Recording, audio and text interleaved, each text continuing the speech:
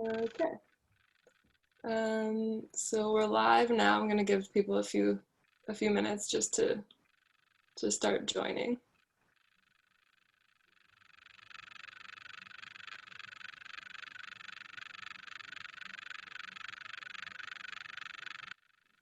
So yours is pink, mine is blue. A glass of water. Okay. Hi everyone, welcome. I'm just going to give people a few minutes to join the webinar before we get going.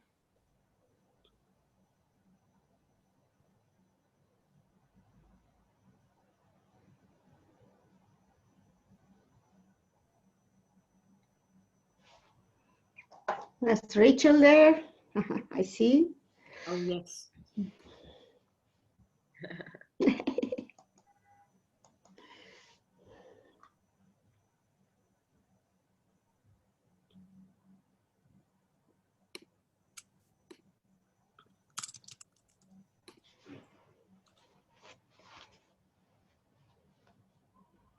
Welcome, everyone.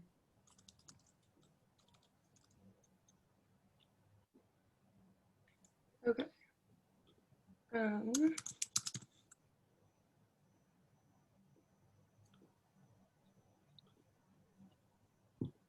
right. Hi, everyone. Welcome. My name's Emily, and I'm one of the programmers for the Maysles Documentary Center. And I'm very delighted to welcome all of you to today's webinar between Safaa Fathy and Mona Kareem. As I'm sure many of you know, we have been partnering to present a retrospective of Safaa's films, which all are going to be available through October at maysles.org. And this has been a really wonderful collaboration between the several organizations. And it's been really, just really a pleasure to present Safaa's work and have different conversations about different elements of her film. So I'm just going to quickly introduce Mona, and then Mona's going to take it away and host this conversation with Safaa. And I'll just add before that if you have any questions for either of them as they're talking, please feel free to use the Q&A function at the bottom to submit your questions that way. And then that way when we open it up to audience Q&A, we can address your specific thoughts. I'm very excited to introduce Mona Kareem, who is a poet, translator, and currently Princeton University's translator in residence. And Mona will be talking to Safaa about the relationship between poetry and film in Safaa's film Hidden Valley in particular, as well as a few other shorts in the program. So Mona, thank you for being here. Thank you, Emily. Yes, and thank you for organizing this. You know, otherwise it wouldn't be easy to like get to watch all these films that, you know, Safaa has created over many years. I'm so honored to host you, Safaa. You know, this is not our first time, and we keep meeting on Zoom. And I know this is like the second panel in this series or retrospect of your work. And you know, I understand, of course, that because of the nature of your filmography and how expansive it is, there is like several panels to address it. But today we're gonna try to focus on the relationship between your work as a poet or your poetics and how it reflects in your film work. Safaa Fathy is an Egyptian and French poet, essayist, filmmaker, and playwright. She has many books in Arabic and other languages. I know that she works with different forms and genres. And you know, I always feel like I only know a glimpse of this overall work. And I'm really happy that, you know, this whole past week I have been just watching one film a night every day. For you. Yeah, so like I am creating this experience of the retrospect in my own place. And maybe we can focus today even on the short films that you decided to put together, The Silence and Hidden Valley. And yeah, so please excuse me for if I get heavy on the first question right away, but really because I watched The Silence and Hidden Valley after each other, I was trying to think of connections, and there isn't necessarily much connections, but you do mention in your introduction to these films how one is heavy with silence and how one is heavy with text, and how do you always have this approach where you put the way you put weight into something is well thought, like you put weight on certain things. In this example, the silence, I see the body language, I see that the individual subject is central. I see that you understand that your subjects there are things inaccessible about them, such as you mentioned exile, you mentioned the guilt relationships that are reflected in the family. But also I couldn't help but think of like how The Silence, and maybe you can tell us about it just in case someone hasn't watched it yet, is very much portraiture, right, in the approach. And I know I see this very much in your poems as well, which is also in the Arabic prose poem at large. The portraiture was like a very radical and changing aspect to poetry, how to central the self. You say, I remember you said reflections on the self, and how the self becomes a gate for bigger things. So yeah, so I'm wondering if there's something specific to this aesthetic of the Arabic prose poem for you, and in the way it informs your creation of this specific short film. Because of course, when I look at documentaries that you make, I can see that you have, for example, travelogue, you have interviews, sometimes you use documentary as storytelling and features. So I'm not even gonna talk about these ones, but just to think about how short form has a strong connection to prose poem as well. Yeah, I will start from the end. I've done a few films where poetry plays a central part. This film, Hidden Valley. There is a film called I Left My Eyes Behind, which is a story of refugees, but then the main theme was to gather all sorts of narratives and make them converge into a poem at one moment or another. That's also in a collection being showed. And there is within a film called Mohammad Saved from the Waters, there is also a moment where, in fact, there is a suspension of narrative or a suspension of prose. And when this moment of suspension, only poetry can take place.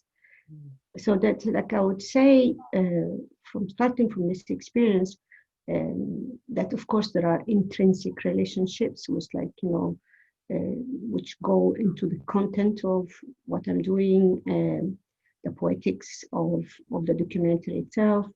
But then also there is the moment where speech as such, as like talk, cease to have any meaning, and the only possibility of meaning can only come through poetry, that is the written word of poetry. And this happens, as I said, in these films, related to, I think, huge events, that is like in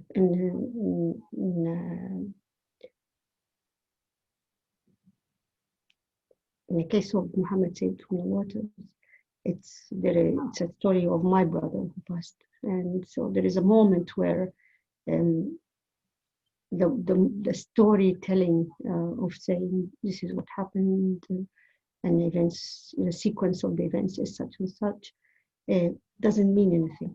So just like we have to say something else. And that's something else where in a void of the void of talk, in a void of narrative, in a void of there is something else that is like a parallel universe, and that then where the poems is inscribed. So we have that. Also, the Hidden Valley, in fact, is part. It's a film which I did after writing a book which is called Al Hashish. Al Hashish I've written in French, and been published. First publication was in Mexico, and was translated into Spanish. So, and after I'd written the book, I've decided to make these images to accompany the book with a film. Only very little part of the book was fed into the film. It's quite a big book for some reason, I don't know why. A bit like that.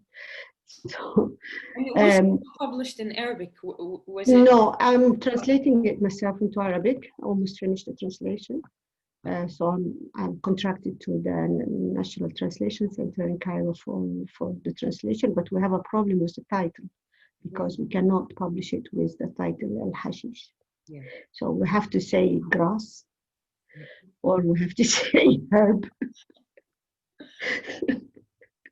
Although the word Al Hashish is a word in Arabic which has many meanings, and one of which is the child that died in the belly of his mother before being born. Wow. So it's like, it's also like a wide spectrum of meaning and significations which, are related to that word. But of course, the consecrated, significance we know of it is the dog. So, that was, that's a problem of translation, for example, for me just now to solve, to find out what is the real word, what is the word I can use in Arabic which can indicate what I've written, but couldn't betray, could signify but not betray, too much. That's one thing. The other thing, that book, as you said, Mona, I think in your post, Facebook post or something, it's like, audio, it's very, very condensed and very short, and it defies meaning in a certain way. It's like moments of suspension, of intensities, of condensation. It's like one big breath taken with, like, the smashed syntax and smashed vocabulary and and there are many words which are invented in it. Like, for example, the four is quatre in French, which is like doing the four, a verb out of the word for example. There are many things I used, for example, in relation to the spaces indicated in the film, but not necessarily the same spaces. But for example, lots of Spanish words in that book, and I use them as a litany, caminando, caminando, caminando, caminando, or there are many Spanish words which come like this, not in their real meaning, because or not even in real shape, because caminando, it doesn't mean anything. Like caminar is the verb to walk, caminando is that walking, but to put that together doesn't mean anything. So it's like somehow an attack on language in that book for some reason. And that's why translating into Arabic is, I can tell you, is hell, because It's like, you have to reproduce the attack on language the way I did it, in Hashish. And it's like, again, we write what we live. So what we are is living through, produced that kind of attack on language, or suspension of silence into language, or maybe call it that way, transformation of silence into language, basically. It's like how silence became language. While the silence, the small feature I did, I would think if there is a relationship, or with that relationship, it's like, when silence is the absence of speech, but then when silence is the audibility of speech, or the audibility of certain words. So probably this is the relationship. Another relationship is the little girl. Yeah. I never cease to write about the little girl, what are little girls, what do you, like in our world, so-called Arab world, what are little girls, and not just Arab world, any world. Yeah. As it is in Hidden Valley, the question of frontiers, the sea, and the Mediterranean. The first very images of the film is a little girl dancing as as a mirror, or walking on a beach in the south of Spain, as if watching to the other side or reaching to the other side. So that's the other side is also what the other girl in the silence is looking for, or looking after, or aspiring at, or dreaming of, or considering, or being haunted by. This girl who is like, has the guilt of the exile of the father. So, she has his aspiration to his own death, basically, somewhere else, where he was born.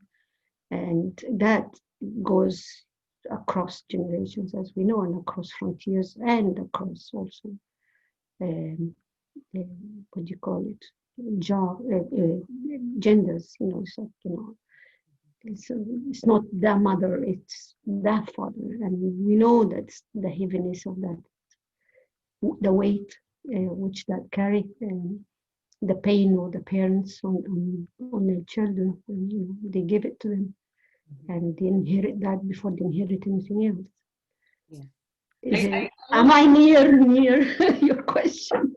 Am I near your answering your question? Yeah, every aspect you explored can be a whole conversation, but like I love that you said inheritance, because I think this is also in Hidden Valley, the inheritance of like maybe something bigger in that case, which is like an ecology and what humans do with this. But I want to say in the silence, I love also your distortions of memory for the immigrant, and like the layers, because that swing scene where first it's like showing nostalgic, right, in black and white, but then the second time she looks at it, if she is the one to look, she discovers something new about that ideal scene, like that, where he maybe is a bit policing her body, and then the third time the color comes to the to the scene, and like maybe memory is, I don't know if I can say healing, but it's expanding in a way, like the more we dwell on it.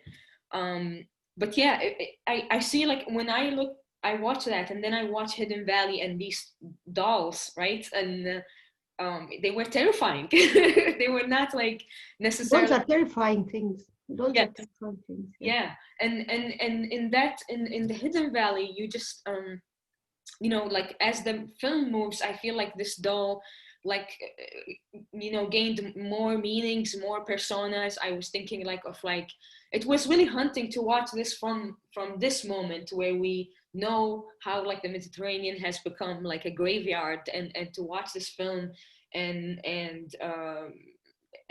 even to substitute the dead with dolls, it felt even kinder than showing corpses or something, so I want to I love that you told me that you wrote the poems first, But I also felt like, and now you're gonna self-translate it like this, like it feels like this movie is just getting bigger and bigger in different ways, because I was thinking like, okay, you're using different frontiers, but at the same time you're using your poems, you're using sounds from Egypt, even though Egypt is not necessarily shown in the scenes.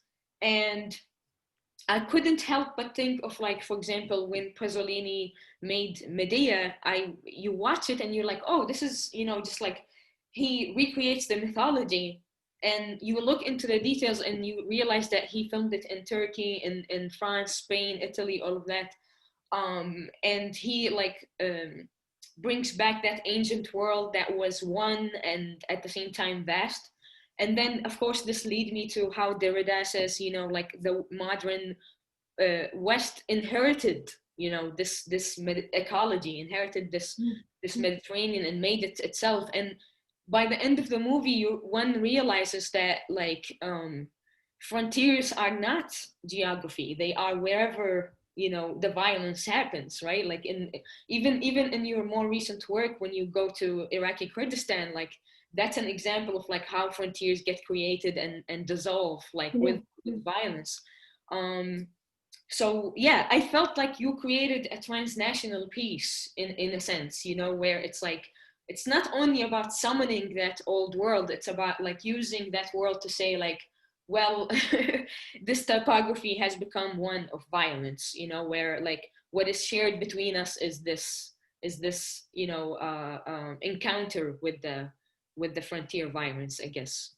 Yeah, and within the self also, it's like, it's emanation in the world, and how it is also integrated within the self, and how we are always within the self going across frontiers, frontiers of, like, as we all know, that there is no such a thing as one self. We are many people inside us, and many voices, and many layers of generations, and layers of orientations, and layers of voices, basically. And we are haunted by all sorts of people that preceded us, and they still inhabit us. So it's like all the time we are treating them, we're treating these frontiers. The emanation in the world, this is how I thought maybe it could be Hidden Valley, because it's like you glide, really. You're gliding from one point to the next, like in the text itself is how it is gliding into areas of life, instances of being, and instances of being in places, in the place itself, in a certain geography, but within the self. This is geography also within the self. So this gliding meant that, as a translation of myself, a possible translation of myself, is also displacement in space. And so, I start with the Mediterranean, and go back to the Mediterranean. There is Egypt, but there is the desert in Egypt. There is the Nile at one moment. There is the Joshua tree in California, I filmed a bit there. There is, I think there is also Yemen in it, Socotra Island. There are all sorts of places, like, as if we are in a cosmology, in a rotating universe, which is moving around. We start, the point of start is the point of end, and we're going through and through and through. So this is cyclic aspect, which apparently,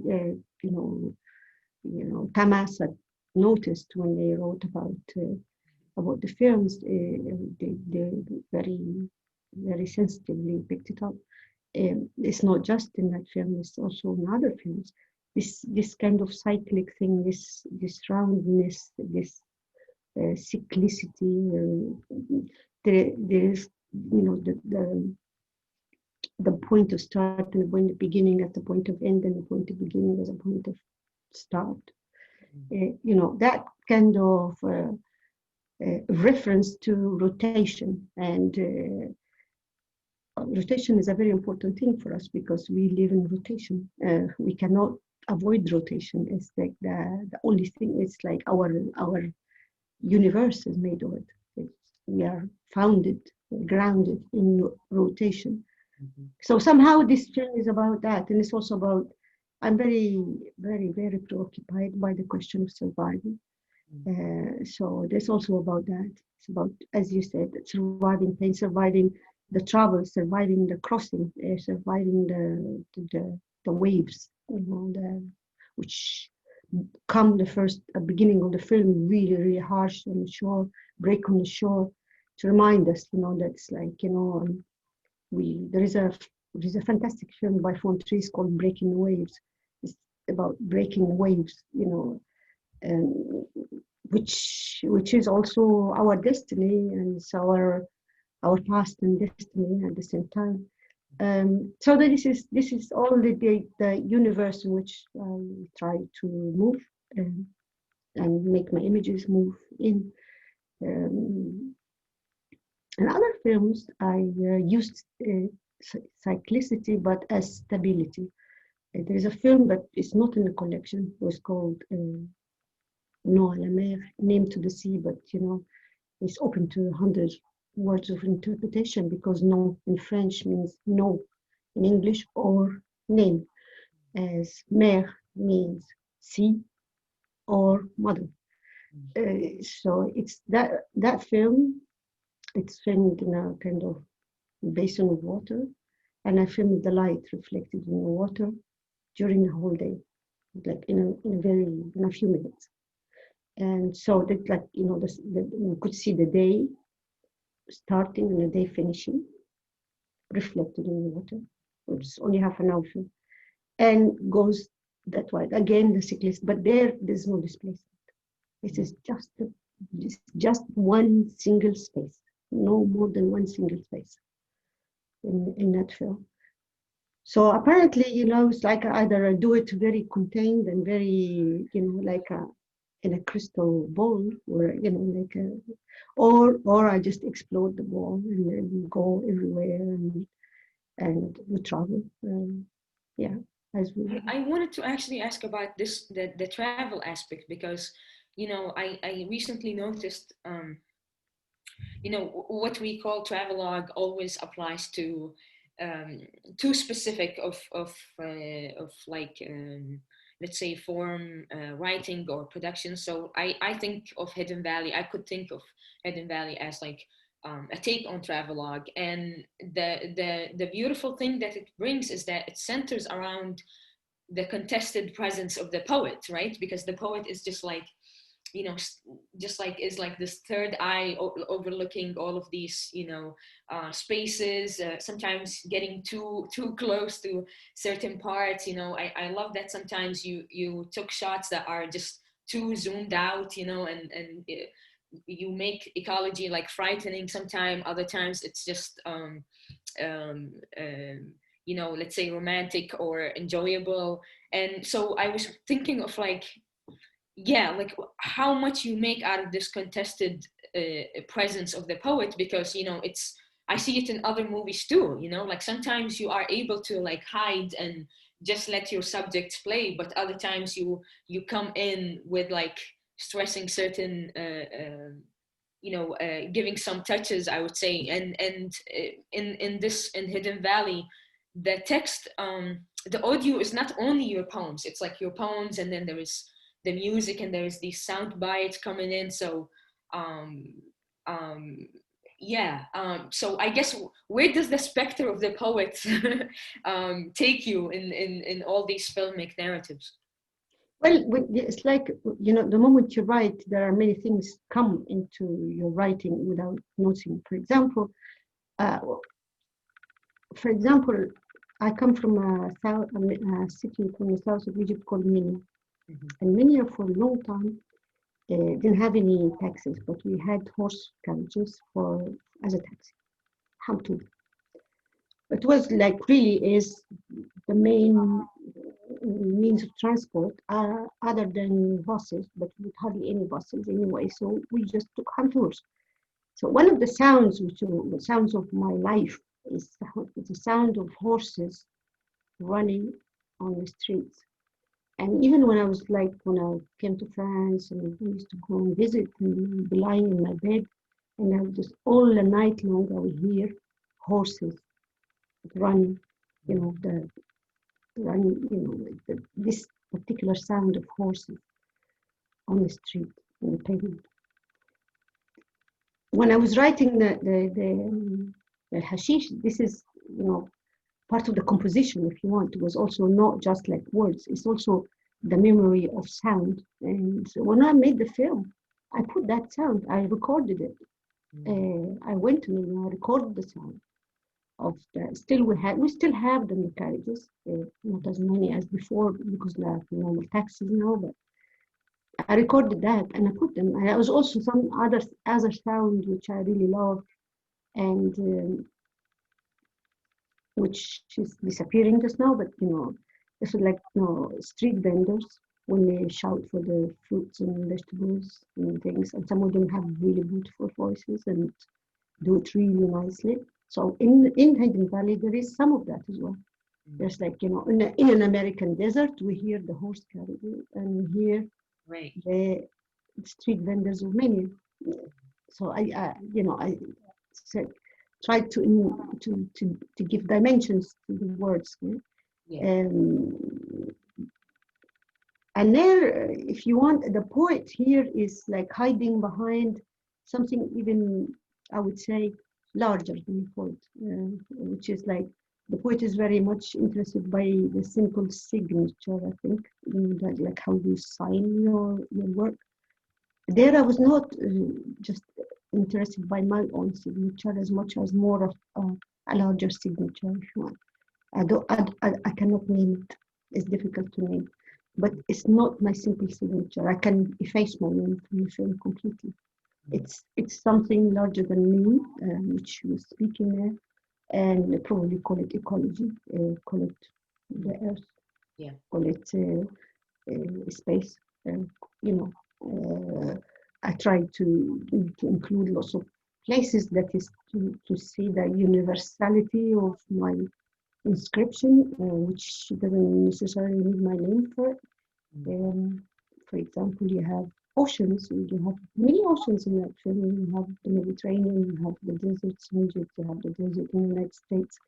It's a short film, as you see, but it had, because everywhere I'm going with a camera and a film, and I keep an archive of whatever I filmed, and I'm inhabited by always producing something of my displacement, if you want. So this is where I think you're very, very sensitive to that by having picked it up. That there is the poet is somewhere there, but as in retreat, in retirement, in retreat, watching things happen. And these things are happening because the world is so vast and multiple and fantastic and frightening and menacing. So these are all in Hidden Valley. These aspects. These dolls are horrible things. They can be horrible things. A very famous text of Freud who speaks of the uncanny. At one moment he speaks about dolls, the Hoffman, referring to Hoffman's story about dolls. So the dolls, and I've been very fascinated by dolls for a long, long time. I was a puppeteer in one life, so one of my lives, many lives.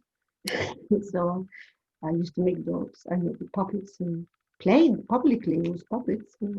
I've done that for about 5 years of my life or so. A puppeteer. So often I insert them because there's also a text by Kleist about puppets, and we underestimate the value or the power of personification. We underestimate it. A puppet, it can be just as a human being. I'm fascinated by puppets, actually. So yes, so I wanted to put some of that other dimension, the personified dimension of things. I even thought of there is a moment in the film of a rock, a big rock, which had like a sculpture of a face at one moment somewhere in Joshua Tree. Maybe I saw it and it's not true, maybe it's not that visible. But I saw it also as a puppet, it's like not just, the little puppets I threw up in the space here and there, but yeah, this one too. Yeah, and yeah, you can tell like they just these inanimate objects just generate I don't know, an energy in the landscape that you just like leave them there in a regular landscape, whether in Mexico or in the Mediterranean, and just by their presence they I don't know, they become meditative objects for us. And I can see people are already asking questions, so please, if you have questions, write them in the Q&A. But I just wanted to ask one question in relation to Hidden Valley, because I can see this is making way for other projects like you have done, in the sense, I mean, I love that you superimpose audio and text to these landscapes, and how you distort this, by the montage. You make so much through the montage. Even the poems themselves, when we hear them, they feel, they do try to mimic the montage like way of narrative that is non-linear, and as you said, cyclical as well. But I was wondering also about your other project, which is in the Indian Ocean, because I feel like, more of us are realizing how, like, let's say the planet, the environment, or climate, all these terms we've been using lately, are not separable from our survival. The question of survival, something definitely is present in all of your work. And I'm saying this because, even while I'm watching this, I'm thinking like, okay, we always think about travelogue in the sense like, of like European men going everywhere. Even in the Islamic Empire, people going around and just writing informative text about another people. While the stories of refugees and migrants are not considered travel literature. They're considered, I don't know. They're not considered at all, in fact. Yeah, exactly. Yeah. And sometimes even ghettoized as like not literature, but refugee narrative or all of that, So I feel like now in considering how displacement has become the new norm, this is our new like travel literature or travelogue, and so I was fascinated that you're going from the Mediterranean to Indian Ocean, which is very much underexplored, even in the Arab imaginary. It's not, centric. So I'm wondering if that's a new interest or question for you to get closer to the question of environment in relation to the human. Yeah, absolutely. It's just like, for example, the Indian Ocean is like, I think you're referring to Dardash or Socotra. That's one of the films in the group. It was also a film about survival. We talked about that in the last panel. It's a film absolutely about survival. But also that, that there is such a fauna and flora and such a preserved place. It was like it was inviting me. It was hospitable to the idea that the exemplarity, that we would like to find exemplary places where we can boost off and say, oh, there are places that are still intact there. It's not an invitation for you for tourist operations or to exploit them, but it's just like in another vein, in another possibility of presenting things without inviting their exploitation. This is exemplary. This is something we should be proud of. That there are people who are, very much. There was hardly any single car in the place. There was. We used to live in tents most of the time, and then of course we had all these cameras and stuff and things.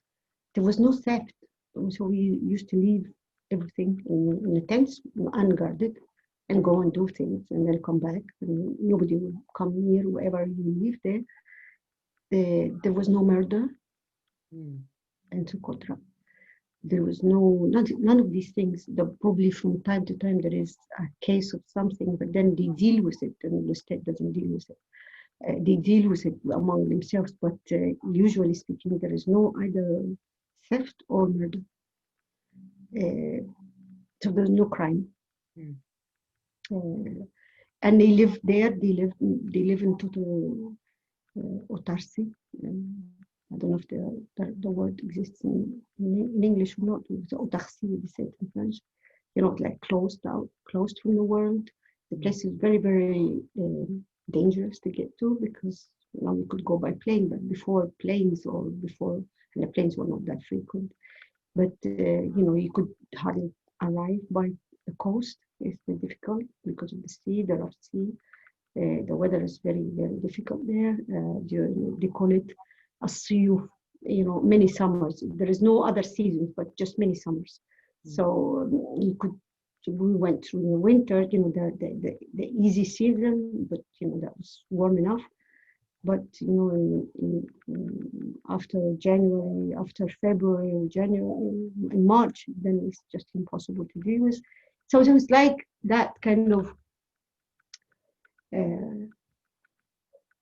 space, a preserved space, kind of, an exemplary, something of a paradise. It's off the coast of Aden, something of a paradise. There's a tree which is called the blood of two brothers, so we're referring to Abel and Cain. So it's like, there is like beginnings there. And it was a place of beginnings, and I love beginnings. So it's like running after beginnings all the time. So it was like a place of beginnings, and the beginnings are green and like the dawn. Even this reference reminded me of like Medea's blood spilling into the Mediterranean and making plants red. It's just it feels like as if the mythology is like it's just too close and intimate and like vivid, I guess, in the film. The mythology, also the phoenix, it's also the place of the phoenix, where things reborn from its cinders. A bit of that is in Hidden Valley. There is a bit of a process of rebirth in Hidden Valley, because of of the expansion of the self into non-self, into the non-animated. So that expansion is just like it just feeds back and brings back to like the expansion of Medea's blood into the sea. It's an expansion. It's it's kind of entanglement. That kind of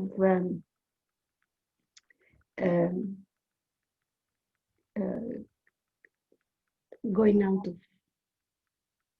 of the self, going out to meet other things, to meet a tree, to meet a rock, to meet a desert, to meet a Joshua tree. Because the trees in Joshua tree are fantastic. Just like fantastic. I saw similar trees in the Mexican desert. Yeah, they have that kind of tree. Okay, so if I can, I want to start taking the Q&A. Good. Yeah, okay. So Rachel Levitsky had asked a question. She's saying, I can listen forever to Safaa talking about never ceasing to write about the little girl. Is it because the little girl is necessarily impossible? Does never ceasing to write about her make her more impossible? Does she do better to exist in the seizure and rupture that is poetry? I know this is an impossible question. It is. It has its own answer, actually. It's the I don't know. I think the little girl. If I think about any kind of, uh, I think if I think of the quintessence of what is a human being, I would think of the little girl. Is what is the little, the little girl is it's a universe. It's the whole universe, in its becoming, while becoming, it's like we are all becoming, but the little girl is the becoming itself. So yeah, I would think, even in the most, I would say, and it's like not necessarily a little girl. It is not necessarily belongs to women. It belongs also to men. I would think in the moments of the most dark poems of that porcelain, for example, you feel a little girl somewhere. Of course, it would be the little boy, but there is a little girl. There is this little simple angel there, trying to looking over or looking after the poem, if not the poet, but looking after the poem itself, making it appear, exist, um, carry the joy of beginnings, and joy of becoming. Uh, Even if we're talking about very, very sad and deeply sad and melancholic poems of certain period of porcelain. I would see there is like a specter, like something. It's also my experience in life. Not me as a little girl, but seeing the disappearance of a little girl. Mhm, mhm.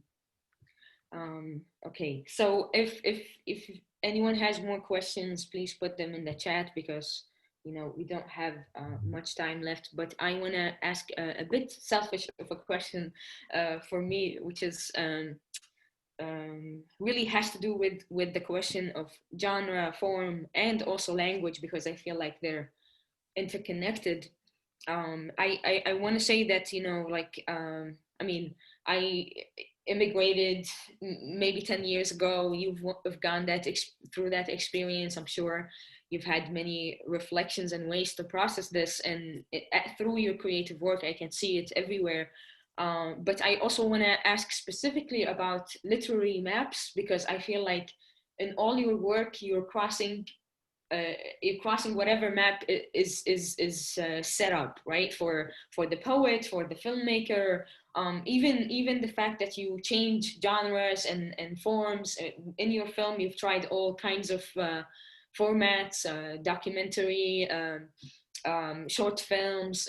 Like I can always see that it's not only crossing, it's really trespassing, right? Considering how there's always some gatekeeping. And in my own research, to answer my own question as a writer of like, oh, like, can I write in English? Can I, like, is it okay? Is that crazy? Is that like confusing? Or the same thing of like, do I write prose? Do I write, thinking these questions, because you are made to doubt yourself, right? You are made to like, oh no, you're good at this, do this, right? Like uh, we're always pushed, and I would say we're more pushed toward this thinking, if we are women or if we are others in whatever sense. And I realized through my research that like we have several examples in, let's say, in Arabic literature, of people who kept trespassing. I'm thinking about you, but I'm also thinking of Itil Adnan or Abdel Latif Labi, if maybe also Sergon Bolas as one example. And all of you have thought about different approaches to overcome this. Sometimes it's language, sometimes it's translation, sometimes it's self-translation, and be present in different spaces at the same time, and the truth is, even though like we have these wonderful experiences of you and others, that the map is still rigid. The map is still of like, no, it's like national literature, it's like this generational literature, and if you're a poet, you don't get to cross to other genres. So I'm wondering if there is if you would like to reflect on your journey with all these choices. And I don't know if they're choices and decisions, because I feel like they're also they come about naturally.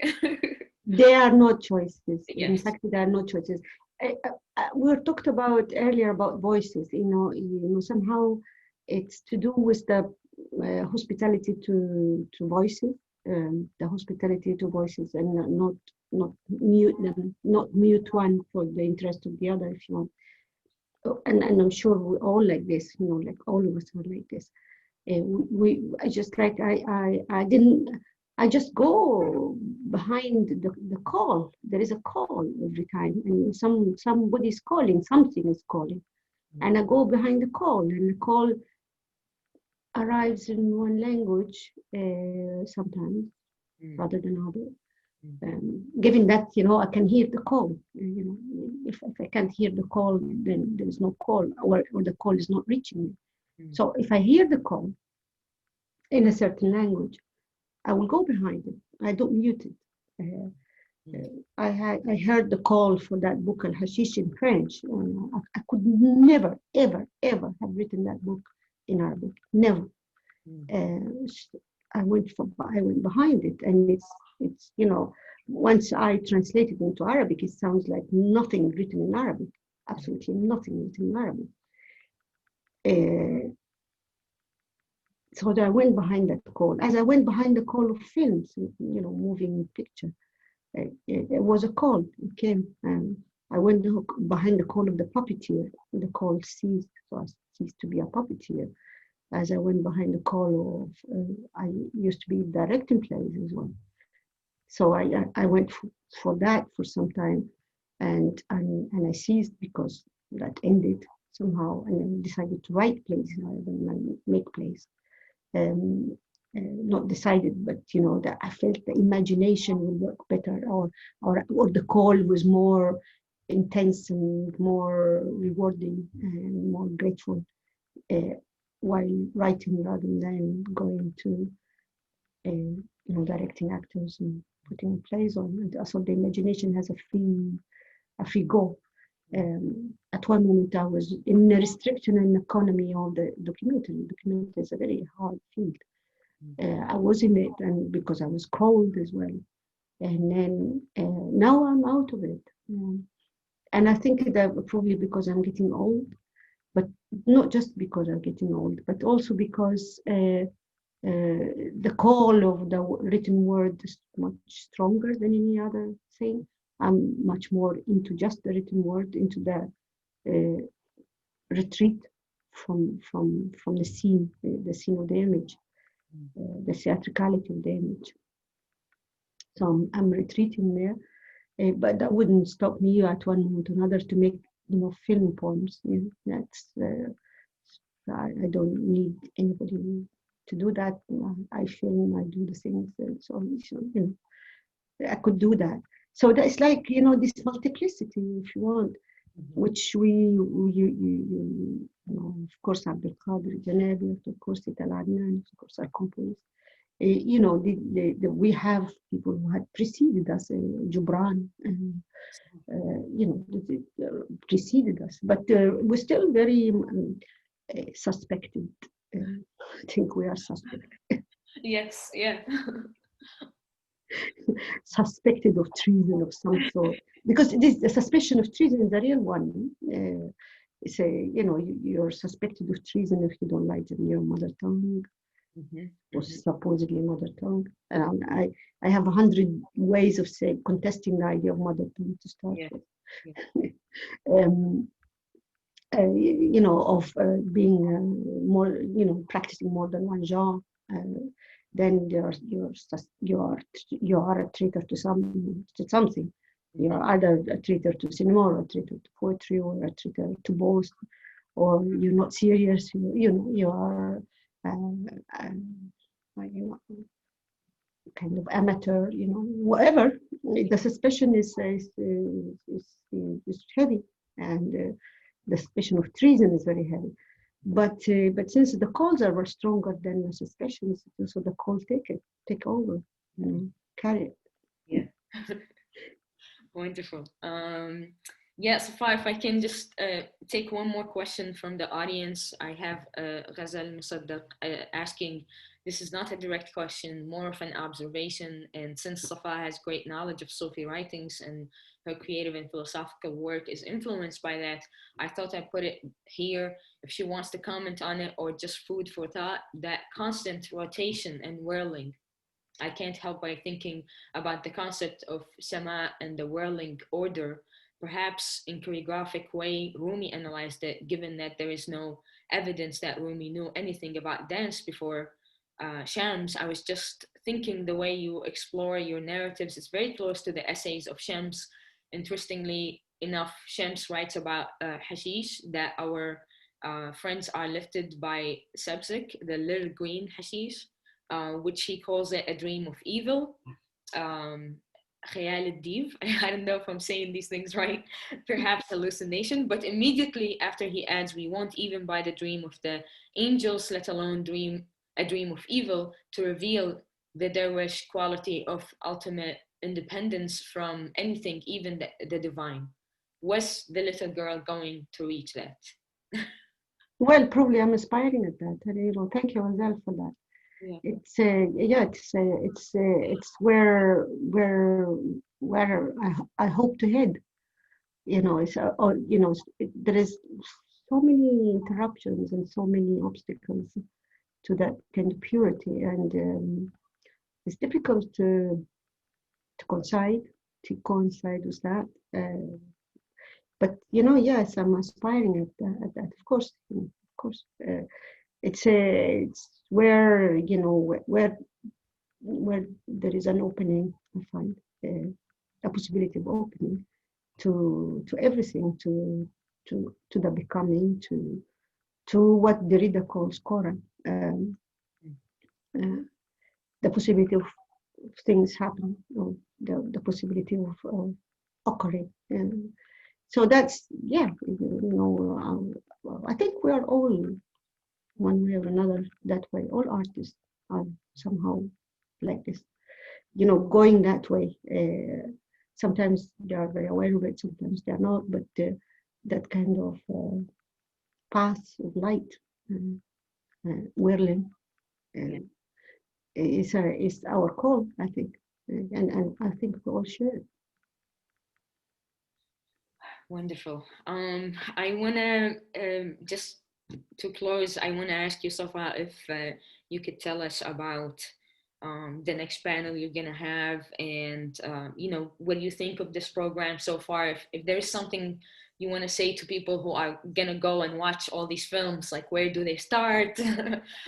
Like how did the program come together? Because as you mentioned, not all of your work is there. And also, if I know that your Tahrir project is ongoing, I don't know if you want to talk about this, but like maybe your most recent work or your ongoing work, if you can share that with us. Well, film-wise, as I said, it was a moment when I wanted really to not to put into image a text which I've written, but rather to make the whole process one. That is the moment of writing, as the moment of narrative, as the moment of encounter with others, as the moment of, if you want, call it that way, healing. And I thought in the whirling process, if I meet these women who had been subjected to terrible things in the name of culture from which I come, for which I have responsibility, like like the Christian and Yazidi women who had been subjected to Daesh rule. If I go there as not as a Muslim, as a person, as a Muslim person, but as someone who comes from the Muslim culture and the Muslim civilization, because I've been brought up in the Muslim religion, and this is how my unconscious is structured. I went to go there and reach for these women, and in the process of trying to heal or help healing, help apologizing in the name of something I didn't do, but which in the name of something I carry as a certain identity. If I could do that through poetry, that would be and make the whole process of that a film. That was my last project. I left my eyes behind, which I managed to do a bit, but I couldn't realize, I couldn't achieve the project for financial reasons, basically. And now it's too late, it's like, the people are gone. Now it's too late. But so left the memory of that experience, left the at least I tried, left the poems, which are all totally, completely different. This is one thing. It's like, the voices which come to you from someone, other people really change the language. And it's really amazing. It's like, I don't write like this when I write about my own experience, about myself, about like we did with Azal and our group in the translation group, talismans, whatever. It's the voice of these people I wrote about.